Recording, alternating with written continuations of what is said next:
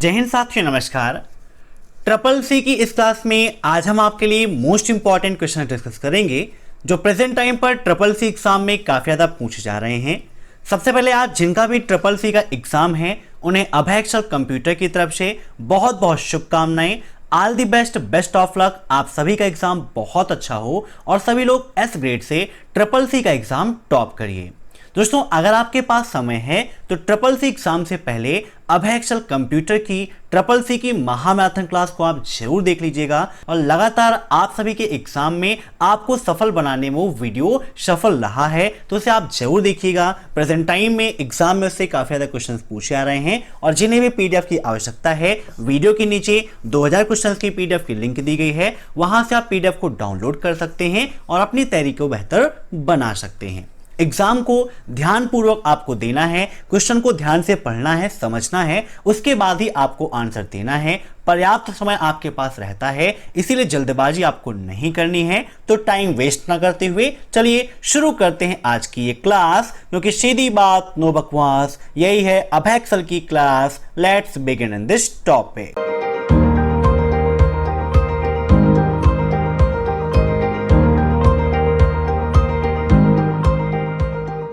पहला क्वेश्चन है E stand for in AEPS. AEPS में ई का क्या मतलब है? सिंपल सा क्वेश्चन है, कई बार मैंने आपको बताया है। इन सभी क्वेश्चंस को आप मॉक टेस्ट के रूप में लेते रहिए और कमेंट बॉक्स में आंसर देते रहिए। वीडियो क्लास में आप जरूर बताइएगा कि आपके कितने क्वेश्चन सही हुए हैं। अब यहां पर ऑप्शंस हैं electric, enabled, electronic and e governance. अब एईपीएस का फुल फॉर्म अगर आपको पता होगा तो आसानी से आप आंसर इसका दे पाएंगे। एईपीएस का फुल फॉर्म होता है आधार इनेबल्ड पेमेंट सिस्टम। क्या होता है बच्चों? आधार इनेबल्ड पेमेंट सिस्टम मीन्स यह एक ऐसा पेमेंट सिस्टम है जिसमें आप आधार कार्ड के द्वारा मनी निकाल सकते हैं, या फिर अगर आप बैलेंस की इंक्वायरी करना चाहते हैं तो कर सकते हैं, या अपने अकाउंट का स्टेटमेंट आपको ज्ञात करना है तो ये भी आप कर सकते हैं। एक क्वेश्चन इससे संबंधित पूछा जाता है कि क्या एईपीएस में हमें एटीएम की जरूरत होती है? तो कोई भी जरूरत नहीं है, यहां पर सिर्फ आधार नंबर और आपके बायोमेट्रिक की जरूरत होती है, उसकी मदद से आप ट्रांजैक्शन कर सकते हैं। तो यहां पर ई का मतलब क्या हो जाएगा? Enabled. Option second is right. ठीक है, अब next, can we create a modify hash pattern. ये कल भी एग्जाम में क्वेश्चन पूछा गया था और प्रीवियस क्लास में मैंने आपको बताया है, क्या हम हैश पैटर्न बना या संशोधित कर सकते हैं? तो बिल्कुल सही बात है, ऑप्शन फर्स्ट इज ट्रू। हम हैचिंग पैटर्न बना भी सकते हैं और उसमें कोई संशोधन करना चाहते हैं तो संशोधन भी कर सकते हैं। अब next, Calc cell A1, B1, C1 और D1 का मान 1, 2, 3 और 4 के रूप में है। E1 में क्या परिणाम होगा यदि दर्ज करें इक्वल सम A1 कॉलन D1 और C1 छुपा हुआ है। क्वेश्चन थोड़ा सा पढ़िए, इंपॉर्टेंट क्वेश्चन है, सिंपल सा क्वेश्चन है, थोड़ा सा लॉजिकल बनाया गया है कि लिब्रे ऑफिस कैल्क में 4 सेल हैं A1, B1, C1 और D1, जिनकी वैल्यू क्रमशः 1, 2, 3 और 4 है। अगर हम E1 सेल में इसका रिजल्ट निकालते हैं, जहां पर हम फार्मूला लगाएंगे इक्वल सम A1 कॉलन D1 और उसमें से जो C1 सेल है वो हाइड है, तो इसका आंसर क्या होगा? 10, 7, 6 या 15। आइए विद प्रैक्टिकल आपको समझाते हैं। यहां पर कैल्क ओपन है। अब यहां पर इसे हम डिलीट कर देते हैं। यहां पे अभी हमारा 3 हाइड है, इसे हम यहां से अनहाइड कर देते हैं। यहां पर वैल्यू 1, 2, 3 एंड 4 हो गया ना, A1, B1, C1 और D1। ठीक है, या फिर अगर आप चाहें तो इसे आप इस क्रम में रख सकते हैं, क्योंकि यहां पर A1, B1 की बात की गई है तो हमें ऐसे इसको रखना है। और E1 में हम वैल्यू निकाल रहे हैं तो यहां पर हम इक्वल सम ब्रैकेट A1 कॉलन D1, ठीक है, ब्रैकेट क्लोज कर देते हैं और एंटर कर देते हैं, तो आंसर कितना आया? 10 आया। अब कंडीशन हमें देनी है, अगर हमारा C1 क्या है? हाइड है, तो यहां से जाके हम हाइड कॉलम कर देते हैं, तब भी आप देखें कि इसका जो आंसर है वो 10 होगा, क्योंकि अगर हम किसी भी रो या कॉलम को हाइड कर देते हैं कोई भी फार्मूला लगाने के बाद, तो वो उसी के अकॉर्डिंग काम करेगा। हाइड किए हुए कॉलम से कोई भी दिक्कत नहीं है, एग्जीक्यूट होकर हमें वही आंसर मिलेगी, वही वैल्यू होगी। तो यहां पर आंसर का कितना हो जाएगा? 10 हो जाएगा। ठीक है, ऑप्शन फर्स्ट इज राइट। अब next. 22 e-governance meeting 2019 held in which city.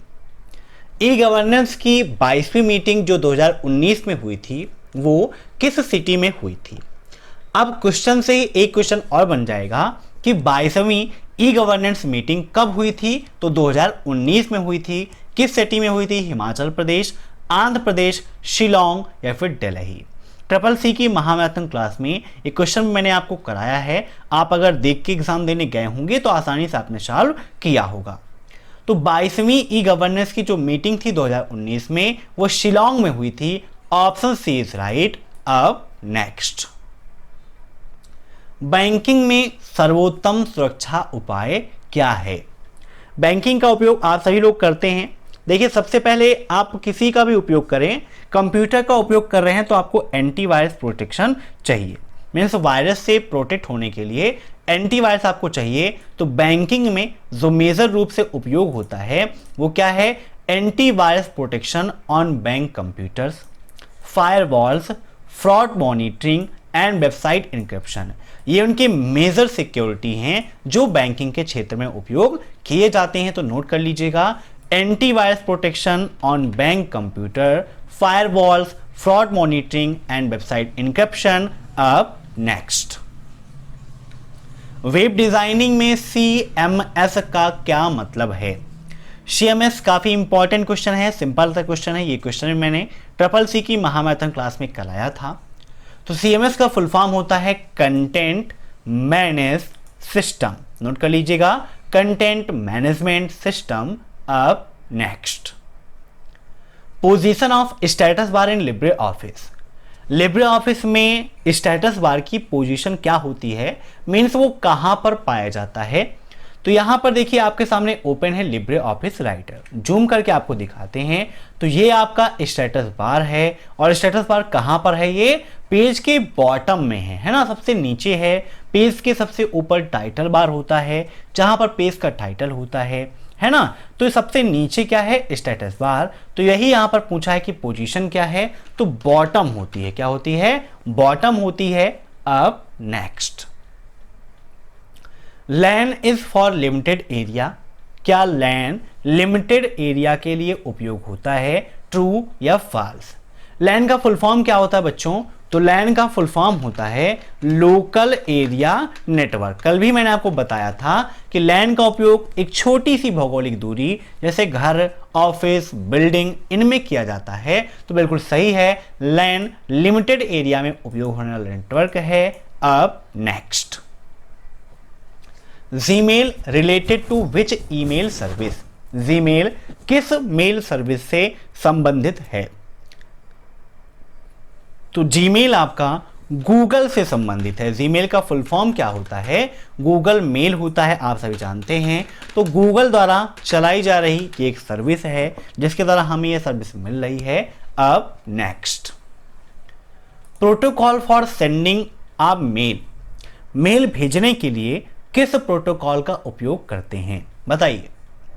Mail भेजने के लिए किस प्रोटोकॉल का उपयोग करते हैं। मेल को रिसीव करना, मेल को भेजना, एक्सेस करना, ये तीनों चीज़ें आपके लिए इंपॉर्टेंट हैं। तो मेल भेजने के लिए हम SMTP प्रोटोकॉल का उपयोग करते हैं। किसका, SMTP का। मेल रिसीव करने के लिए POP3 का और एक्सेस करने के लिए IMAP का उपयोग करते हैं।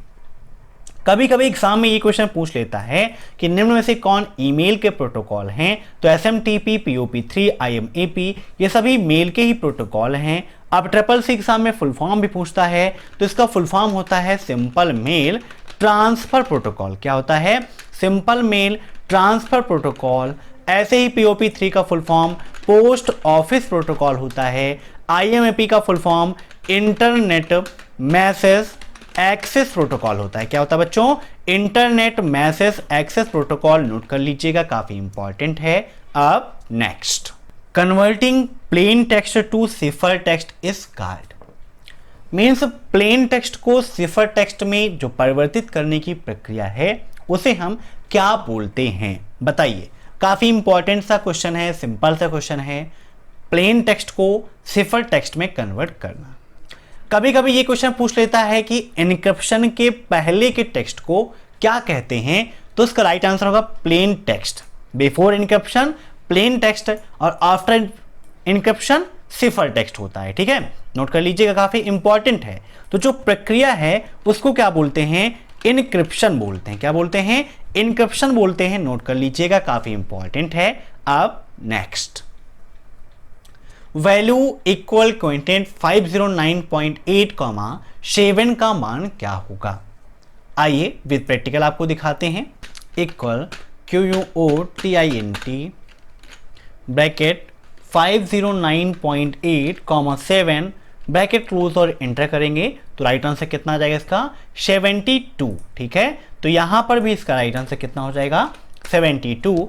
दोस्तों आज की क्लास में बस इतने क्वेश्चंस, क्योंकि समय न होने के कारण ये मुश्किल से क्लास आपके लिए हो पाई है, लेकिन क्लास आपके लिए जरूरी है क्योंकि एग्जाम में कैसे क्वेश्चंस आ रहे हैं ये आपके लिए काफ़ी इंपॉर्टेंट है जानना, और बच्चों के जो क्वेश्चंस आ रहे हैं उन्हें डिस्कस भी करना है ताकि नेक्स्ट डे जिनका भी एग्जाम रहे उनके एग्जाम में काफ़ी हेल्प हो सके। अगर ये क्लास पसंद आई हो तो लाइक कर दीजिएगा, शेयर कर दीजिएगा, कमेंट कर दीजिएगा, और चैनल पर नए हैं तो चैनल से जुड़ने के लिए सब्सक्राइब कर दीजिएगा, क्योंकि ये परिवार आपका है तो इसको सजाना और संवारना भी आपकी ही जिम्मेदारी है। Thanks for watching my video. फिर मिलते हैं नेक्स्ट क्लास में नए क्वेश्चंस के साथ, तब तक के लिए बाय बाय।